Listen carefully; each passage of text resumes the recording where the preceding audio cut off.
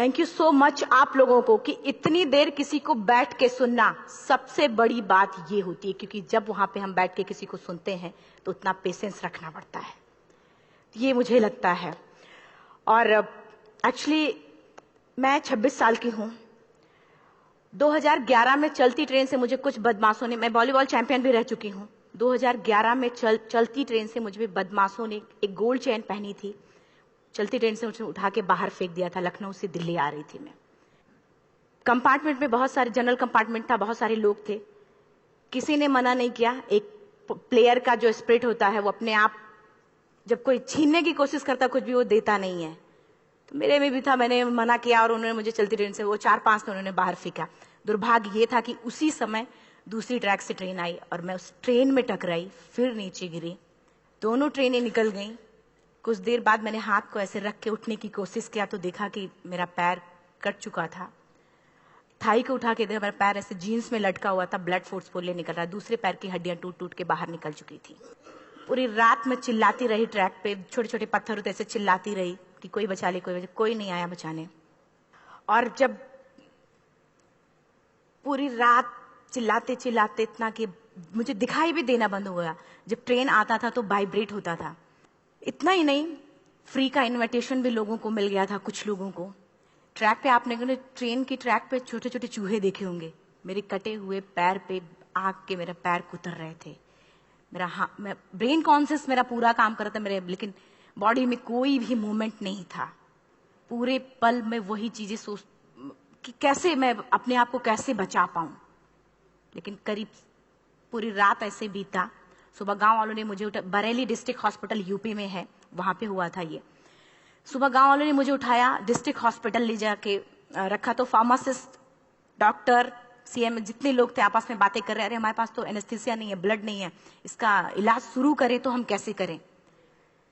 मुझे भी नहीं दिखाई तो नहीं, लेकिन मेरा सुनाई दे रहा था सब कुछ वहां पे। कहां से हिम्मत आई मुझ में, मुझे भी नहीं पता। मैंने बोला वहां पे कि सर जब मेरा पूरा पैर कटा, तब मैंने इतनी देर रेलवे ट्रैक पे थी, मैं उस चीज को बर्दाश्त किया, तो अभी तो आप मेरे अच्छे के लिए मेरे पैर काटेंगे। शायद आपको यकीन नहीं होगा, या फिर कभी आप लोगों ने ये चीज नहीं देखी, कोई डॉक्टर या फार्मासिस्ट अपना ब्लड दे के किसी पेशेंट को बचाया। मेरी इस बात को सुनने के बाद वहां के डॉक्टर और फार्मासिस्ट दोनों ने एक एक यूनिट ब्लड दिया और मेरे पैर को बिना एनेस्थीसिया अलग कर दिया गया। आज भी मैं उस दर्द को महसूस करती हूँ। जब भी मैं जब बोलती हूँ तब मैं वो चीजें महसूस करती हूँ। उसके बाद जब बात मीडिया में आई, लोगों को पता चला कि रिमा नेशनल प्लेयर है, KGMC king George medical college Lucknow में एडमिट करा, लखनऊ से फिर sport minister, AIIMS trauma centre Delhi. तब तक सब ठीक ठाक चल रहा था, प्लेयर होने की वजह से अच्छा ट्रीटमेंट मिलना शुरू हुआ। करीब 4 महीने मैं एम्स में रही। एम्स में रहने के बाद जब मैं थोड़ा ठीक हुई, करीब 25 दिन बाद जब ठीक हुई, न्यूज़पेपर में गोल गोल लिख के आ रहे कि अरुणिमा के पास टिकट नहीं था, अरुणिमा ट्रेन से कूद गई। उसका खंडन किया घर वालों ने, फिर बोला कि अरुणिमा सुसाइड करने गई थी। जिस लड़की का शरीर का एक अंग कट चुका, पूरी जिंदगी का पता नहीं कि व्हील चेयर है, बैसाखी या पता, यहां तक कि मेरे स्पाइन में 3 फ्रैक्चर था, मुझे ये भी नहीं पता था कि मैं बेड से उठ भी पाऊंगी कि नहीं। अंदाजा लगाया जा सकता, सिर्फ अंदाजा लगाया जा सकता है कि उसकी दिलो दिमाग पे क्या चल रहा होगा, उस परिवार की क्या स्थिति रही होगी, जब जिस परिवार की एक यंग एज लड़की का इस तरीके का सिचुएशन हुआ हो। फिर भी कहते हैं कि जहां चाह होती वहां राह मिली जाती है। एम्स के हॉस्पिटल के बेड पे मैंने डिसाइड किया, क्योंकि अपनी बातें हम चिल्ला चिल्ला के करें, वो सिस्टम की इतनी हाई लेवल की बातें हो रही थी कि हम एक मध्यम वर्गीय फैमिली से थे, हम अपनी बातें चिल्ला चिल्ला के कह रहे थे, लेकिन कोई नहीं सुन रहा था। लेकिन कहते हैं मैंने अपने दिल, दिमाग, अंतरात्मा से ये चीज सोच लिया कि ठीक है, आज आपका दिन है, जितना चाहो बोल लो, एक दिन तो मेरा दिन आने वाला, मैं प्रूफ कर दूंगी कि मैं क्या हूं, मैं क्या थी, ये मैं प्रूफ कर दूंगी। हॉस्पिटल के बेड पे डिसाइड किया वॉलीबॉल नहीं, लाइफ का सबसे टफ गेम करना है, तब मैंने माउंटेनिंग चुना। जब मैंने माउंटेनिंग कहने और करने में बहुत फर्क होता है। जब मैंने माउंटेनिंग की बात सोची और लोगों के सामने, सबसे बड़ी चीज थी सही गाइडेंस में ट्रेनिंग लेना, दूसरा स्पॉन्सरशिप। इतना बड़ा एक साथ तो मैंने 40 से 50 लाख मैंने वाकई में कभी नहीं देखे थे पहले। मेरे लिए बहुत बड़ी चीज थी वो इकट्ठा कर पाना। जब मैंने लोगों के सामने रखा कि मैं माउंटेनिंग करना चाहती हूँ, एवरेस्ट के लिए मुझे ट्राई करना है, हर किसी ने मुझे बोला कि क्या है, पागल हो चुकी हो क्या, तुम्हारा दिमाग खराब हो चुका, तुम कभी नहीं कर सकती माउंटेनिंग। एक पैर आर्टिफिशियल है, दूसरे में रॉड है, और तुम्हारा दिमाग खराब है, स्पाइन में भी फ्रैक्चर है, तुम पागल होगे, चुपचाप कोई नौकरी करो, जीवन यापन करो। क्योंकि लोगों का सबसे बड़ा प्रॉब्लम ये होता है, लोग फिजिकल देखते, पैरों को मेरी अंतरात्मा में क्या चल रहा था वो तो किसी को पता ही नहीं था। मुझे लगता है कि आज यहाँ पे मैं भी सुबह से देख रही हूँ, इतने अच्छी अच्छी चीजें मैंने सीखी यहाँ पे। बहुत बड़े बड़े स्पीकर को शायद आप लोगों ने भी आज मैं भी आपको यहाँ पे कि चाहे जितना मोटिवेट करूं, चाहे जितना चीजें मैं बताऊं, लेकिन मुझे लगता है सबसे बड़ा मोटिवेटर कौन होता है? आप खुद। जिस दिन किसी भी लक्ष्य के प्रति आपकी अंतरात्मा जाग गई, आपको कोई नहीं रोक सकता उस लक्ष्य को पाने में। ये मैं किताब से बातें नहीं बोल रही हूं, ये मैं एक एक पल मैंने ये मैं कोई भी किताब की बातें नहीं, एक एक पल आज जो मेरा 26 साल का एक्सपीरियंस है वो मैं बता रही हूं सिर्फ आपको। उसके बाद किसी तरीके से मैनेज किया मैंने। भाई साहब, मेरा परिवार मेरा बैकबोन था। परिवार ने मुझे, भाई साहब ने मुझे कहा कि मैडम बछेंद्री पाल जिन्होंने 1984 में एवरेस्ट समिट किया, उनसे मिलते हैं, वो जरूर कुछ ना कुछ करेंगे। हॉस्पिटल से निकलने के बाद मेरे राइट लेग में स्टिचेस लगी थी। मैंने डायरेक्टली घर जाने की बजाय, जब लोग ये सोचते कि मुझे अपना जीवन यापन कैसे करना है, जब लोग ये सोचते हैं कि मुझे अपनी जिंदगी के, मेरे दिमाग में सिर्फ 2 चीजें चल रही थी, मुझे इनका जवाब कैसे देना है और एवरेस्ट समिट कैसे करना है। फर्स्ट तुरंत गए बछेंद्री मैम के पास। जब मिले, मैम ने फर्स्ट टाइम जब मुझे देखा तो उन्होंने कहा, अरुणिमा, उनकी आंखों में आंसू आ गए। उन्होंने बोला, अरुणिमा, तूने ऐसी हालात में एवरेस्ट जैसे दुरूह पहाड़ के बारे में सोचा तो तूने अपने अंदर तो एवरेस्ट फतह कर लिया, अब तो सिर्फ लोगों के लिए। मेरे परिवार को छोड़ के बाहर की पहली ऐसी महिला थी जिन्होंने मुझ पे भरोसा किया था कि हाँ अरुणिमा, तुम कर सकती हो। मेरे लिए वही बहुत बड़ी चीज थी। प्लानिंग भी कर ली, मैम भी मिल गई, सब हो गया। लेकिन जब उतरते हैं फील्ड में तब पता चलता कि हम क्या हैं। रोड हेड से मैं पहुंच गई। मैडम ने कहा कि ठीक है, तुम्हारे कहने, तुम्हारे सोचने से कुछ नहीं होगा अरुणिमा, प्रूफ करो कि कर सकती हो। मैंने कहा बस एक मौका चाहिए मुझे। वाकई में जब मैं माउंटेन में पहुंची, रोड हेड से बेस कैंप लोगों को 2 मिनट लगता था, मुझे 3-3 घंटे लगते थे, क्योंकि मेरे राइट लेग की हड्डियां भी नहीं जुड़ी थी। लेफ्ट मेरा आर्टिफिशियल लग चुका था, लेकिन स्टंप एकदम रेड, उसका मतलब घाव एकदम नए थे। मैं अगर पैर रखती थी तो मेरे पैर से जोर से अगर दबा देती तो पैर से मेरे ब्लड आने लगता था। सारे लोग नॉर्मल थे वहां पे। हर कोई ये बोलता कि एक पीक के लिए जाते थे तो हर कोई मुझे ये बोलता कि अरुणिमा, तुम धीरे धीरे आओ। मेरे दिमाग में हर बार यही बात चलती थी कि क्या है, मैंने एवरेस्ट का प्लान किया, मैं इनके बराबर भी नहीं चल पा रही हूँ। खुद से संकल्प लिया कि कोई बात नहीं, एक दिन ऐसा आएगा कि मैं इनसे पहले जाऊंगी। और आपको शायद यकीन ना हो, आने वाले 8 महीने बाद पूरा का पूरा वेट उठा के बेस कैंप से साथ निकलते और टॉप पे पहले पहुंचते। ऐसे करके देखते थे कि अरे ये लोग तो पीछे। खुशी होती थी। उससे भी ज्यादा मुझे खुशी तब होना शुरू हुआ जब वो सारे लोग आके मुझसे ये पूछते, मैडम खाते क्या हो, बता दो। पैर नहीं है फिर भी कैसे चलते हो। उसके बाद पूरा मुझे स्पॉन्सरशिप मिला। मैं जब एवरेस्ट के लिए गई, मेरे लिए सबसे बड़ा, एवरेस्ट की जर्नी में मेरे सबसे बड़ा चैलेंज यही था कि दूसरे को समझा पाना। मैं नहीं समझा पाती कि भाई मैं कर सकती हूँ। जब मैं एवरेस्ट के लिए गई, शेरपा होता, शेरपा को जब ये बात पता चला कि मेरा प्रोस्थेटिक लेग है, आर्टिफिशियल लेग है, दूसरे में रॉड, बोला नहीं ले जा सकता, इसकी वजह से तो मेरी भी जान जाएगी। मैडम ने, हमने सबने कन्विंस किया किसी तरीके से। मन वाकई में जो टीवी में हम और उसमें फोटोज में देखते हैं, ब्लू और ग्रीन आइस, हिला देने वाला होता। जितना सुंदर दिखता उतना ही हिला देने वाला होता। जब मैं हमारे ग्रुप में 6 लोग थे, रॉकी एरिया तक मैं सबसे पहले थी, लेकिन जैसे ही मैं ग्रीन और ब्लू आइस में गई, मेरा आर्टिफिशियल लेग स्लिप कर जाता था। फ्रंट पॉइंटिंग से, जब मैं फ्रंट क्रैम्पोन से फ्रंट पॉइंटिंग मारती थी, लेफ्ट से पेन होता था तब भी करते, लेकिन आर्टिफिशियल जैसे फ्रंट पॉइंटिंग मूव हो जाता, मेरा पैर ही मूव हो जाता था। शेरपा मुझे बोला नहीं हो सकता अरुणिमा, जबरदस्ती मत करो। मैंने कहा कुछ नहीं, ये मेरा पैर है, मैं जानती हूं कैसे चलेगा।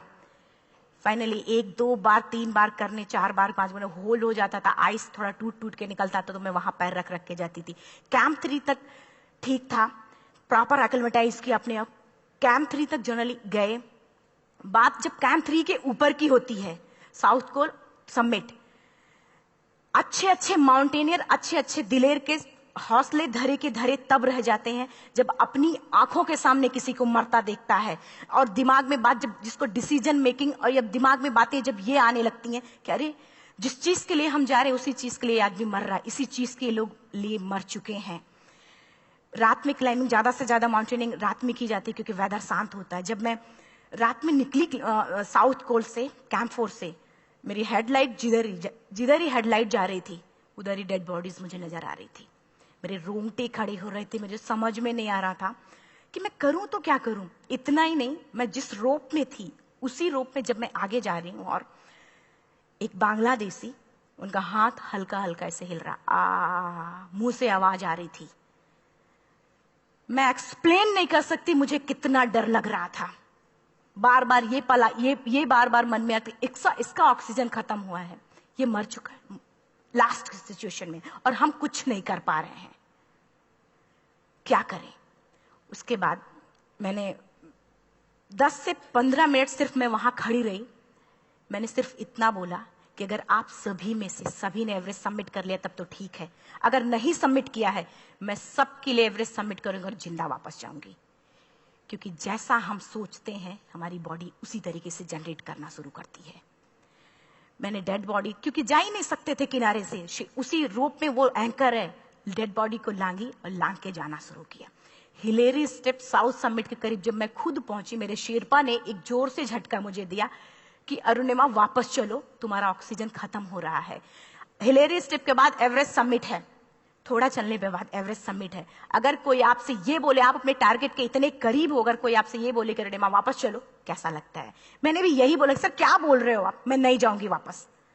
बोले अरुणिमा जिंदगी रही, दोबारा ट्राई करना और एवरेस्ट समिट हो जाएगा दोबारा तुम्हारा। मैंने कहा नहीं, ये आप जिंदगी में गोल्ड चांस बार बार नहीं आते, लाइफ में कभी कभी आता है, ये आपके ऊपर आता, आप उसको पकड़ के रखते हो या फिर छोड़ देते हो।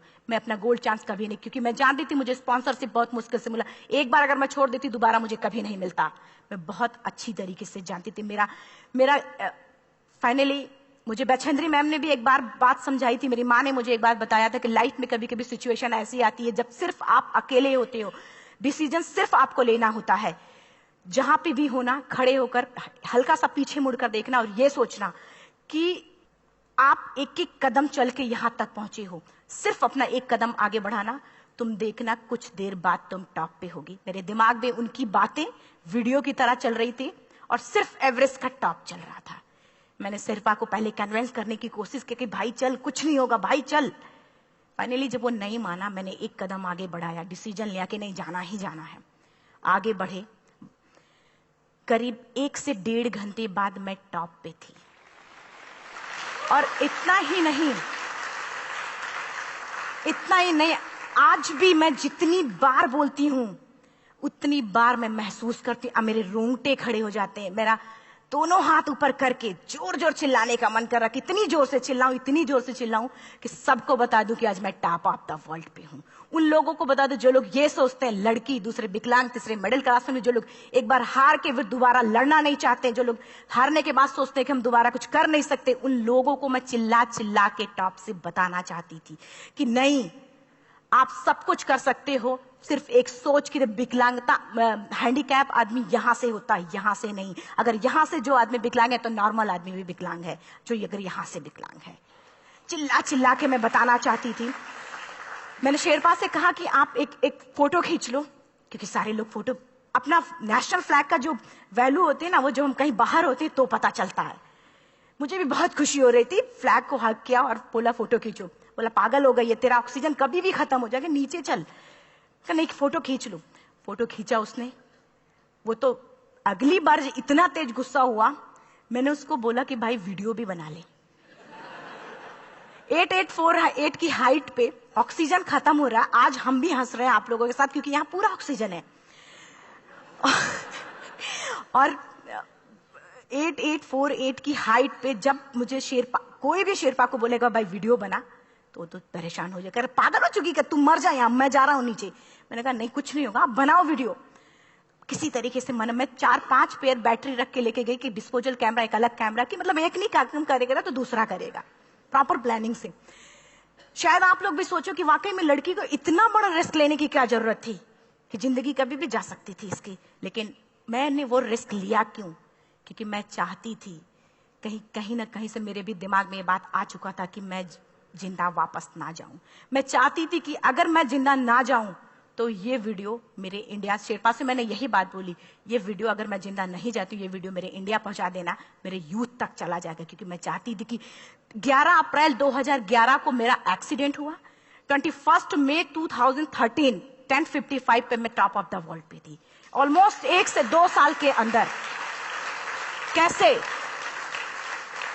कैसे यहां से मैंने ये चीज, मैंने कभी भी कामयाब होने के, मेरी वो जिंदगी बन चुकी थी, मेरा जुनून बन चुका था, मेरा पैशन मेरा जिद बन चुका था। वो मेरा सोते उठते बैठते सिर्फ मुझे एवरेस्ट दिखाई जाए। और मुझे लगता है किसी को भी अगर अपना लक्ष्य पाना है, यहां से अगर वो पागलपन जब तक नहीं आएगा तब तक नहीं होगा। वो फाइनली उसने वीडियो बनाया।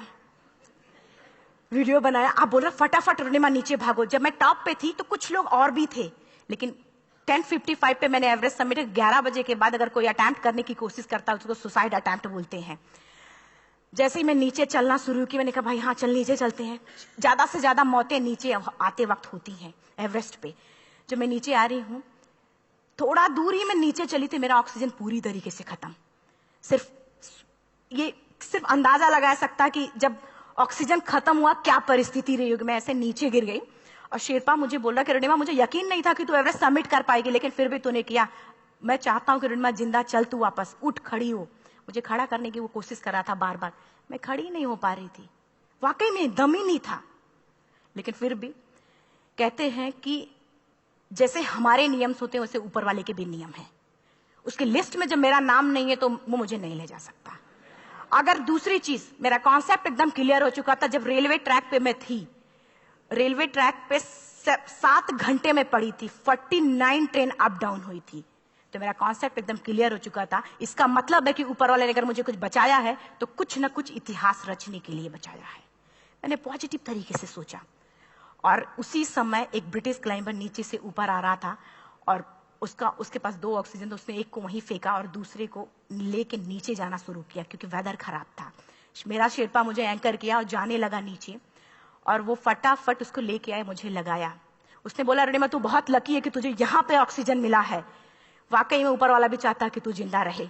वो मुझे बार बार लकी लकी बोल रहा था। शायद आप लोग में से भी कोई होगा कि जो लक और भाग्य जैसी चीजों पे यकीन करता हो, या पता नहीं भी। मैं किसी की भावनाओं को ठेस नहीं पहुंचाना चाहते, लेकिन मैं किसी भी चीजों पे भरोसा नहीं करती, क्योंकि मेरा मानना है कि लक भी उसी का साथ देता है जिसके अंदर जीतने का जज्बा है।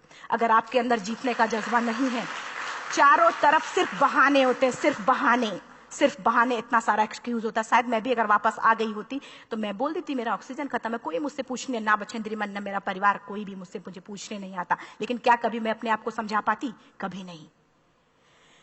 फाइनली जो भी था, लक भाग्य किस्मत में नीचे आ रही थी, बहुत खुश थी। माउंटेन, डेड बॉडीज, मेरा शेरपा, ये लोग थे। मैं किसी से शेयर भी नहीं कर पा रही थी कि अरे मैंने एवरेस्ट सबमिट किया, किसी से शेयर भी नहीं कर पा रहे थे। फटाफट मैंने नीचे हील मार मार के, हमारे से हील मार मार के नीचे आ रहे थे। एकाएक मेरा प्रोस्थेटिक लेग, पूरा का पूरा लेग ही निकल गया। -60 डिग्री तक टेम्परेचर डाउन हो जाता है एवरेस्ट पे। मेरा हाथ वगैरह ये सब ऐसे मूवमेंट, ऐसे मुड़ नहीं रहा था, ब्लड निकलने लगा था, ये सब यहाँ पे। मुझे शेरपा से मैं बोल रही हूँ कि ऑलरेडी मेरा पैर कटा हुआ है, अगर दिमाग में ये बात है कि मेरा हाथ भी काटना पड़ेगा, कैसा लगेगा मेरा दिमाग। क्योंकि ये ऐसा मूवमेंट, रेड 3 स्टेज होती हैं। रेड मेरा हो चुका था, रेड, ब्लैक, ब्लू, ब्लैक हो तो काटना पड़ेगा। तो बार बार मैं बोल रही हूँ शेरपा से कि भाई हाथ मेरा कुछ हो रहा है, इसमें मूवमेंट नहीं हो रहा है, यहाँ सबसे ब्लड हो रहा है। बोला रुनिमा कुछ नहीं, जितना नीचे जाएंगे उतना अच्छा होगा। प्रोस्थेटिक लेग मेरा निकल चुका है, मैं रुकी हूँ, मेरा ऑक्सीजन चल रहा, बड़े मुश्किल से, लक भाग्य किस्मत जो भी था मुझे मिला था। शेरपा मेरे आगे है, लास्ट मोमेंट तक वो मुझे बोलेगा, अगर वो मैं नहीं चलती वो मुझे छोड़ के चला जाए। गलती उसकी भी नहीं होती, क्योंकि वो क्या करे, क्लाइंबर की वजह से, या तो अपनी जान वो भी दी, गलती उसकी भी नहीं है। लास्ट में मेरी आंखों से आंसू निकलने लगा। मैंने सोचा क्या करूं अब। रोने अपने आप आंसू ने कहीं ना कहीं से आ ही जाता है। दूसरे पल मुझे समझ में आ गया कि रोने धोने से कुछ नहीं होगा। मैंने आंसू को पोंछा और रोप, जो मेरी रोप थी, रोप को पकड़ा, दूसरे हाथ से आर्टिफिशियल लेग को, पैर को घसीट घसीट के चलना शुरू हो गया, क्योंकि मेरे पास यही था। ये तो दूसरा था, गिव अप कर दो ही चीज थी। पैर को घसीट घसीट चलना शुरू हुआ। कुछ दूर नीचे चलने के आने के बाद रॉक था, उसमें घुसे, पैर को खोला, सही किया, फिर नीचे चलना। Camp 4 to summit to camp 4 3500 feet है, और इसमें टोटल जनरली लोग 16 से 17 घंटे में सबमिट कर लेते हैं। मुझे टोटल 28 घंटे लगे थे। हर माउंटेनियर, चाहे बाहर का या फिर इंडिया का, हर किसी ने ये मान लिया था कि अरुणिमा जिंदा वापस नहीं आएंगी। हर किसी ने ये चीज मान लिया था। लेकिन मुझे लगता, जब मैं वापस साउथ कोल पहुंची, जब मैं टेंट का जिप खोला, मैंने हर किसी ने कहा कि अरे तू यहाँ है, हम तो सब सोच लिए थे तू चली गई। हर किसी ने ये बोला था। फिर सब खुशी मना रहे थे हम सब। देखिए, ये सब बताने का मेरा सिर्फ एक मकसद था कि सब कुछ हम में है, हम जैसा चाहे वैसा कर सकते हैं। ऑलरेडी टाइम हो चुका है। मैं एक चार लाइन की पंक्ति सिर्फ बोलूंगी। मैं एक्चुअली, मेरा एम है कि मैं वर्ल्ड के जो कॉन्टिनेंट है, कॉन्टिनेंट के हाईएस्ट पीक समिट करूं। एशिया का एवरेस्ट हो चुका है, अफ्रीका किलिमंजारो हो चुका है, यूरोप का एल्ब्रुस हो चुका है। 23 नवंबर को मैं जा रही हूँ ऑस्ट्रेलिया हाईएस्ट पीक के लिए। बस आप लोगों की गुड विशेस चाहिए। और 4 लाइन, अभी तो इस बाज की असली उड़ान बाकी है, अभी तो इस बाज की असली उड़ान बाकी है, अभी तो इस परिंदे का इम्तिहान बाकी है, अभी अभी मैंने लांघा है समुद्रों को, अभी तो पूरा आसमान बाकी है। Thank you so much. Thank you.